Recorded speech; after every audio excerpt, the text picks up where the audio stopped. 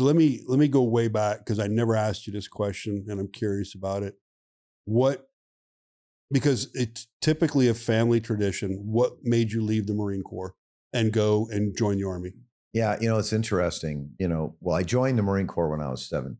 I was actually a high school dropout, living in a foster home. It was really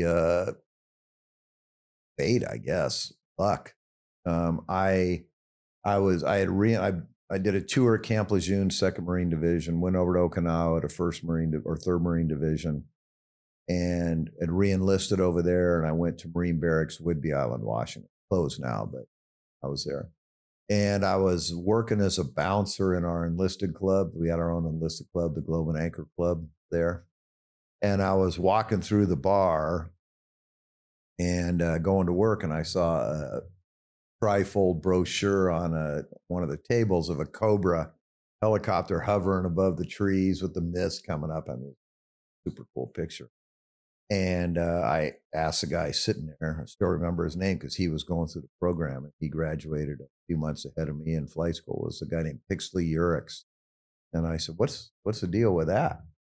And he said, yeah, it's this warrant officer flight training program in the Army. So I looked into it, and that was it. And it was really odd to go from the Marine Corps to the Army, right? And there was some resistance within the Marines to do that, but there was a DOD directive that you cannot stop someone going from enlisted to off, from one service as enlisted, going to another service officer. You can't do it enlisted to enlisted back then. But I took my flight aptitude selection test at Fort Lewis, and then Fort Lewis, took my class 1 flight physical down there, went through the whole process, got accepted. And then the Marines were like, yeah, not so fast. We're going to send you back to Okinawa. So I went back to Okinawa for 18 months. And then at the end of that tour, I went back to Camp Pendleton to get separated and ended up at Fort Rucker, Alabama as a warrant officer candidate. It was interesting because I didn't understand. I didn't even know what a warrant officer really did. Right. I mean, I knew there are still people in the military that don't know what warrant officers do. I mean, the greatest secret in the world.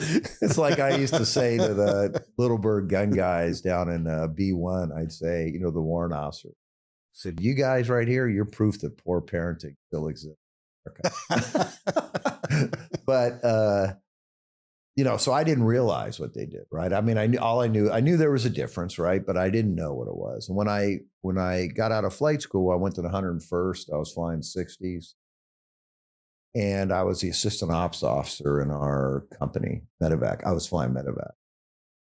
And I quickly realized, okay, I mean, I had an NCO background. I was on the E6 list. I hadn't pinned on yet. How long were you in the Marine Corps? 6.5. Okay. And I was like, well, I want to eat. And I said, well, that's not warrants do. Now, that's changed over the years. I mean, it's much better now. But every position was a W4 or a W1 position. Matter. So, I had to apply pretty quick to officer candidate school because you had to be able to, at the time, you had to be able to complete 10 years of commissioned service by 20 years. Because to retire as an O, you had to have 10 years. I was at like 9 years. So I graduated. By the time I got through the whole process, went through officer candidate school at Benning, I graduated with 9 years, 10 months, and 2 weeks. So you just made it. And yeah, I was on my way to the 82nd. I was going to go to the 82nd. And as you know, the funny thing was I had my packet in as a warrant in the 160. They laughed at me, right? So I went over there. I was a W1, gave them my packet, and they're like, yeah, son, you're not made it close. Yeah. But I kept going back. And so I was about a week out from graduation from officer candidate school, did pretty well in OCS. So I called the 160th recruiter, and it wasn't even the regiment. Then it was called the SOAG, Special Ops Aviation. I said, hey, I'm going to get commissioned next week, on my way to the 82nd. I'd still like to try out. And they gave me a shot, and it really, really pissed off my branch manager. I mean, all these great when you're a second lieutenant to piss off your branch manager. Right.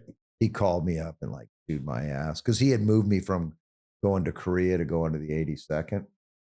And so anyway, I went through, and I'll never forget, I went through my check ride with a guy, you know, plus or minus 30 seconds. Of course, you bust your ride. Right. It does. And went through the PT, swim tests, and all that junk. And as I'm getting ready to go on the board, which back then was out at old Clarksville base, and it was a trailer.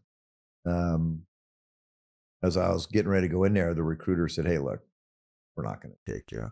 You know, probably, you know, you did okay on your ride, you did okay on everything, but you're too young. So don't have any expectation." I was like, well, that's a honor. Thanks for having me. Yeah, right? thanks for that, you know. But, you know, somehow I got through it, and they accepted me. I went, so I was like, there were just a couple of us. There was a guy, J.R. Hunter, was killed in Panama, age 6 guy. He was a warrant in the, and then came right back. And then I hadn't been in before, and I came in behind him. He got killed in Panama, and I was there when he got killed. I was down in Just Cause, and then basically I stayed there. I stayed in special ops until I was a lieutenant colonel. And I went and took a battalion in Germany. You're in for Germany, 2 years, right? 2 years, 5158. The combined battalion, right? They had 2 different didn't have Chinooks and Hawks or something like that? Or? That was, we had Big Windy, which was under me for a short period of time. But I had basically a GSAB, General Support Aviation Battalion, out of Giebelstadt, which is closed now. Anyway, and then I got picked up and went right back to 1st Battalion and commanded 1st Battalion, and then ended up back-to-back, took the regiment after that. So I did 6 years, 2 battalions back-to-back and a regiment. I think when I first met you, you were the XO of I First was. Bat. That was, yeah. I came out of a special mission unit, went back to the 160th, and I was the XO 1st Battalion under the leadership of Jeff Colt. Jeff Colt. Great guy, great leader. Certainly was. Known him since he was there when I first got there.